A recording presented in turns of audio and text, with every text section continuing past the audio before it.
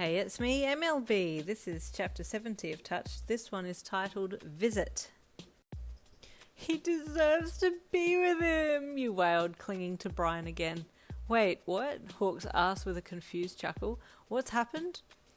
Martha the Goose lived at the local pond and she fell in love with this guy who would come and walk around the park each day, and then he would sit on the park bench with her beside him, and when she fell asleep he would leave her alone there, you wailed, sobbing uncontrollably. Abandoned! He abandoned her! Brian wailed hysterically. Sorry, yes, you're right, Bri. He abandoned her, you replied to Brian, sniffing heavily. And then they took Martha to a local petting zoo and they found out Martha was a male goose, and love is love, Brian wailed, setting you off again.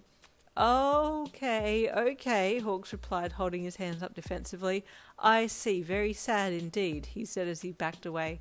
He let you and Brian babble away in each other's arms as he pulled his phone out and rang Uncle Anthony secretly, with his back turned to you and Brian. Yeah, hey, it's me, Hawks said with a hushed voice into the receiver. Listen, I have Brian here and he's going on about that goose story again, and... Oh, God, Anthony moaned. I'll come and get him. Where is he? Is he in the living room? Yeah, he and Yin, Oh, no, did he set her off too? Anthony asked with another groan.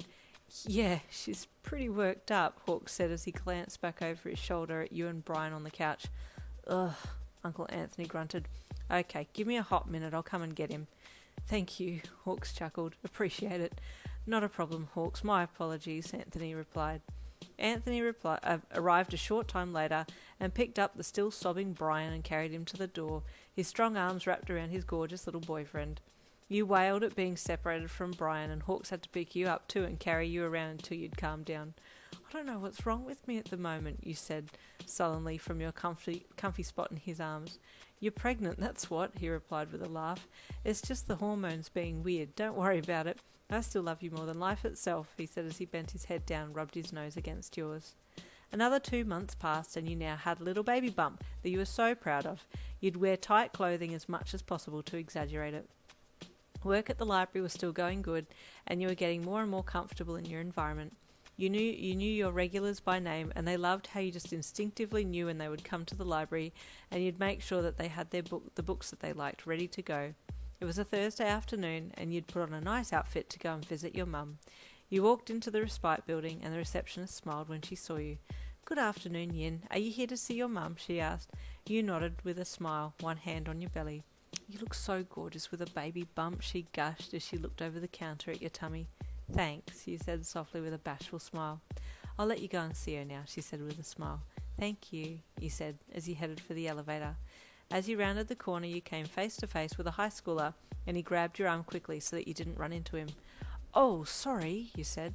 Are you okay? The guy asked, his left hand on your right arm, feeling unusually warm. You looked up at him. He had mismatched eyes, one steely grey eye and one clear blue eye, and it took your breath away slightly as his clear blue eye settled on you from behind a two-toned fringe. Yeah, I'm fine, you said, somewhat awestruck by his presence. He didn't say anything, but just nodded at you, then let your arm go, and stepped around you to head for the front doors of the building.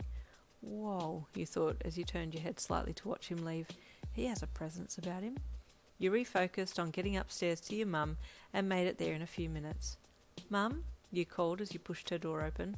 Oh, hi darling, come in, she called, and you pushed the door open to see Ray Todoroki there as well. Good afternoon, Yin, she said softly with a smile. Oh, hi, Mrs. Todoroki, you said happily. Please, call me Ray, she replied with a smile. Then her eyes travelled to your tummy. Oh, congratulations, she gushed when she saw your pregnant belly. Oh, thank you said softly as you ran your hands over it.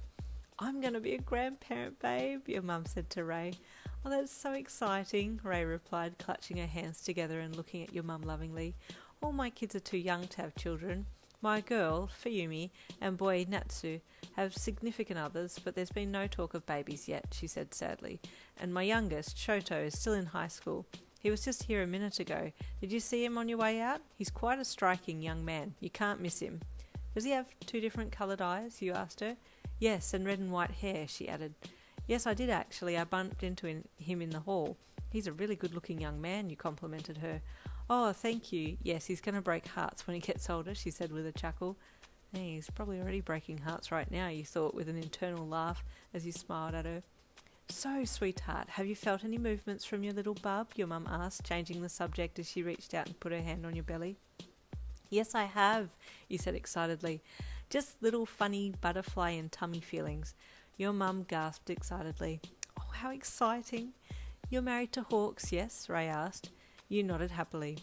Do you know if your little one is going to have wings like Daddy? She asked. Yes, he already has wings, he replied. Oh, so you said he. Is it a little boy? She asked with a smile. Yes, that's what the blood tests and doctors have told us, he replied back to her. Do you have any names that you like, sweetheart? Your mum asked as she offered you a seat. Yes, actually, I have a few that I like. I haven't really asked Hawks if he likes any of them yet. Just some that I've heard and thought sounded cute, you said as you caressed your belly and sat down. What are they? Your mum asked with childlike excitement. Well, the first means chick, Hiyoko, and then there's Aru, which means winged, and I also like Fureto, which means flight, you said, thinking thoughtfully. But I guess we just have to wait and see which suits him best. Oh, I like Aru, Ray said with a loving smile. Aru's very cute, you replied. I also think Hyoko's cute too. Fureto has a very strong feel about it, and if your little one follows in his daddy's footsteps, he's destined for greatness, your mum said knowingly. You sighed with a smile. Who would have ever thought that I'd end up marrying the number 2 hero and having his baby?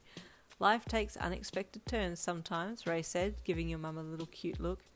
Oh, and Ray, Mum told me that you and her are, Oh, she did, Ray replied with an excited look on her face. Yes, your mum's a beautiful person, she said bashfully. I'm very lucky to have met her. Oh, no, I'm the lucky one, your mum gushed, blushing a little herself. Apologies, a monotone voice said from the doorway. Mum, I left my phone here. You looked back over your shoulder. Shoto Todoroki was standing in the doorway, one arm up against the doorframe. And there ends chapter 70. Stay tuned for chapter 71.